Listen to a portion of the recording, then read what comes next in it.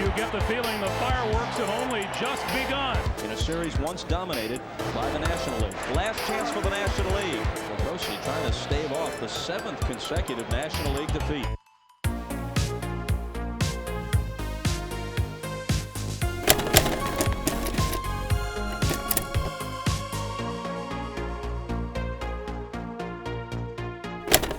And now for the introduction of the All-Stars in tonight's 65th All-Star Baseball game, public address announcer Tim DeBacco.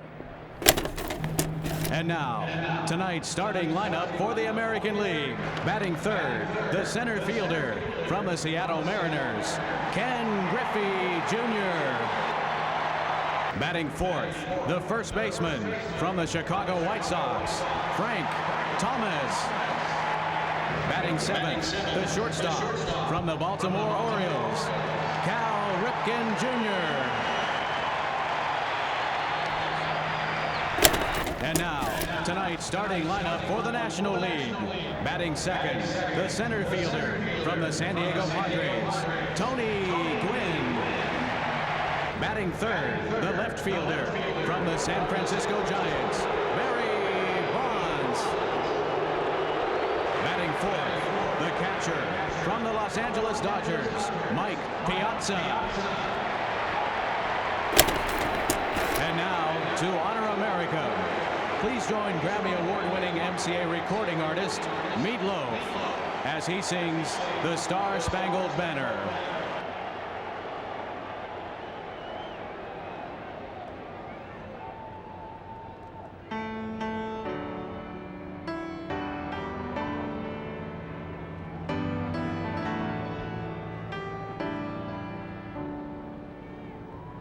Oh, say, can you see by the dawn's early light what so proudly we hailed at the twilight's last gleaming, whose broad stripes and bright stars through the fight o'er the ramparts we who watched, who were so gallantly streaming, and the rockets ring, the bombs bursting in air, gave proof through the night that our flag was still there. Oh, sing us that star-spangled banner yet wave o'er the land of the free and the home of the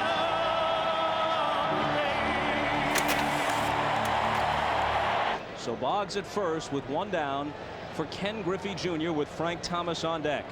Jr. won the home run derby here yesterday with 7 of them. Remember, he hit the warehouse at Camden Yards last year. He's just hit the warehouse at Camden Yards again, except it's about 400 miles from here. That one 475, his 7th home run. It's always fun to see the guys just crown him out of here, and Ken Griffey Jr. wears the crown. And here's a drive into the gap in left center field, and Gwynn won't get to it. It splits them and goes to the wall. Boggs on his way to third and stopped there by Gene Lamont, the White Sox manager who's coaching at third.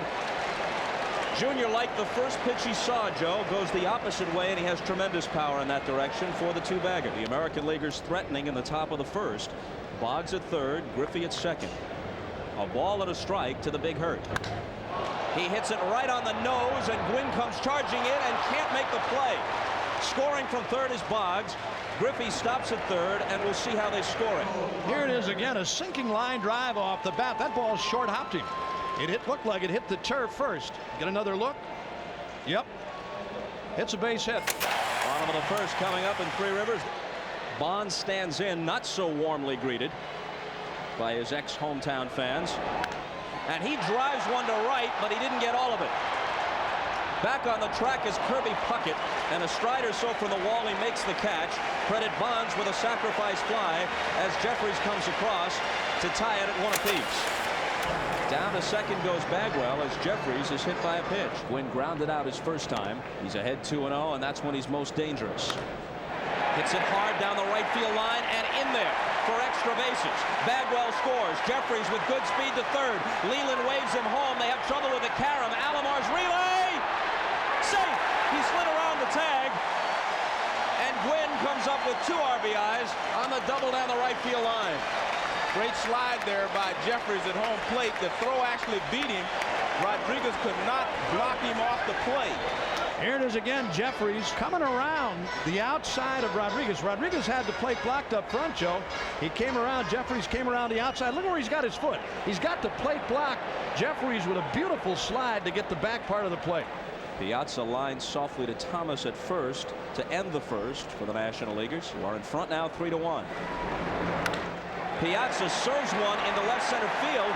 Didn't hit it all that hard, but in a good spot. He's got an RBI as Gwynn comes across. Here's a pitcher's nightmare. Man in scoring position, and Griffey and then Thomas with a crack to knock him home.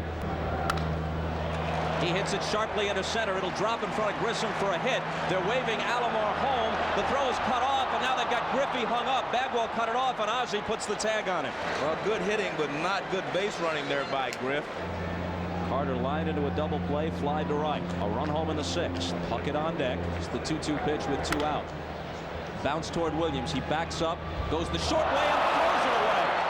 Thomas bounces back up. The ball loose down the line. Thomas being waved home. The throw's going to go to third. A run scores, and everybody's safe as Joe Carter winds up at third base.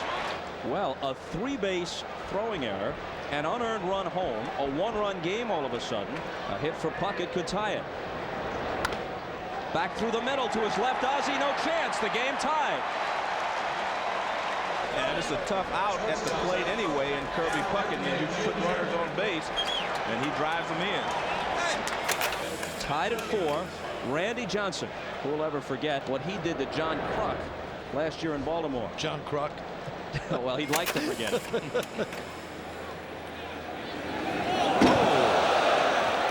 John Kruk fanning himself off.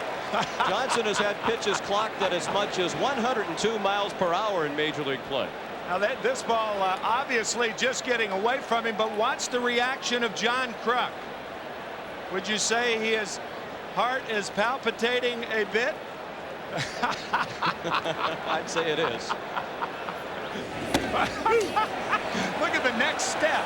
I don't blame John one bit for going toward first, and you can see him smiling. The first one's over his head, and then look at this. Looks like a rope was on his right leg. And he bailed out again at the breaking ball. He wants no part of Randy Johnson. None. Nada.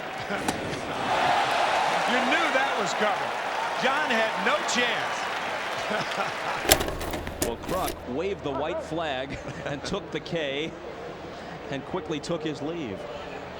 Here's Marquise Grissom, who's in center field at this point. This ball is sliced down the line and right and gets out of the yard. Marquise Grissom goes the opposite way, and the National League takes the lead again at 5-4. Well, when he first swung, I thought the ball was going foul, first of all, and I didn't think it definitely would not carry all the way into the lower deck. I didn't think that ball had any chance to go. As Joe said, I thought it was going foul. Nice easy swing by Grissom. Fastball again in the 90s. And he thought it was going foul too. Up steps Scott Cooper. Danny Jackson, the left-hander, on to face him. And this will get the run home and maybe more deep into left field, and Bonds watches it hit off the wall for extra bases. In comes Rodriguez, an opposite field double for Cooper, with Knobloch pulling up at third. Hey, this is a good game. Still only 1 out, and they're going to pull the infield in against Kenny Lofton. Hit toward the hole, and with the infield in, they have no chance. 1 run scores. Cooper waved home. Bonds has no play. And the American League has scored 3 times in the 7th, and they lead 7-5. Last chance for the National League. The crime dog, Fred McGriff, comes out of the dugout, capable of tying it with one swing. Fregosi told us before the game he wanted to save McGriff for a late inning situation. Fregosi trying to stave off the 7th consecutive National League defeat. Busted bat, ground ball to third. Wallach down to second to Samuel, and it's over. At 9:19 Oakland time, the National League gets a 5-4 force play, and this one is in the books, which means the National League in extra innings and all-star games, 8 wins and no losses. I'm a little bit surprised that Biggio doesn't take second base because they're not holding him on, and he can at least stay out of the double play. Will Clark way behind him, and Biggio's very good base stealer. There he goes. And the ball is skied to left center field. Lofton goes back. Lofton to the fence. She's gone!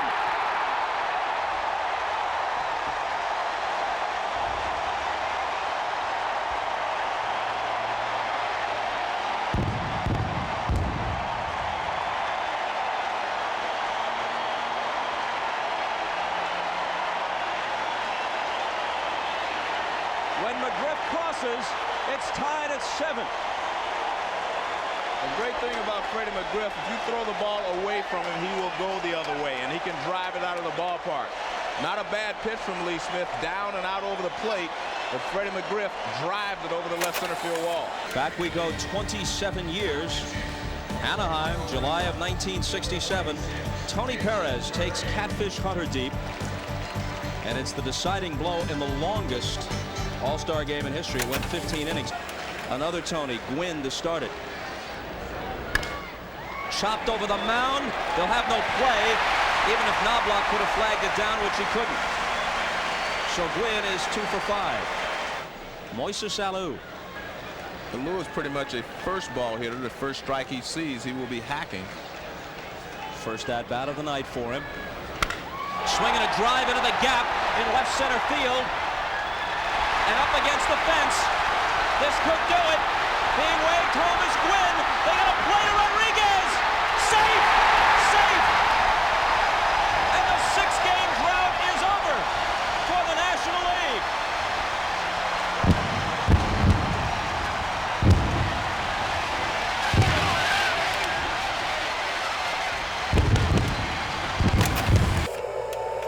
McDonald's ready. Drive into right field.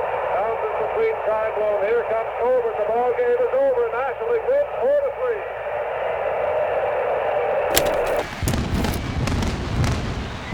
Just last September, Moises Alou was stretched out on the turf at Busch Stadium.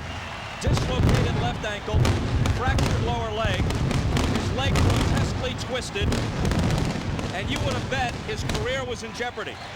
He has come back to hit .331 with 18 homers in the first half and to drive home the game-winning run with a double to left center in his lone at-bat in this 1994 All-Star game. In 10 innings, the National League ends the American League's 6-game winning streak, 8-7. Off the base of the wall on the fly, Albert Bell's relay to Ripken, and Ripken's throw right on the money to Rodriguez couldn't have been much closer. They might have had him, but Paul Runge was right there. Here's another angle. Now we get another look at it, but how about the coaching job of Jimmy Leland at third? He never stopped him. And a perfect relay throw by Ripken. They knew they had a play on him. Here's Gwynn. We get a different angle. And he's in there. He's in there. Absolutely. Safe. Great call by Runge. Absolutely. From that angle, you could see the tag was high on the leg. So even though the ball beat him, Rodriguez can't get it down. He's in right there. Gwynn is in there. Absolutely. I was just lucky to get another at bat. I wanted to do something good for the team. Thanks to Freddie, he tied it up. He should be the hero. And first All-Star game, I got a chance to play, and I think I did pretty good. Fred, the hour is late, but there can't be a more dramatic home run than the one you hit to tie the game in the 9th inning, and you haven't been able to stop smiling since you got over here. Tell me your feelings. Oh, well, at first I was just hoping I'd get at bat. You know, it was getting late, and Fregosi hadn't called on me yet, so I'm like, man, I got to get at bat, and then I finally get at bat, and I'm telling myself, be aggressive, you know, take your hacks, you know, and lead them your fastball down and away and hit it out. Congratulations. They're laughing and smiling, I'm sure, down in Atlanta as the National League, Bob, has broken a 6-game losing streak.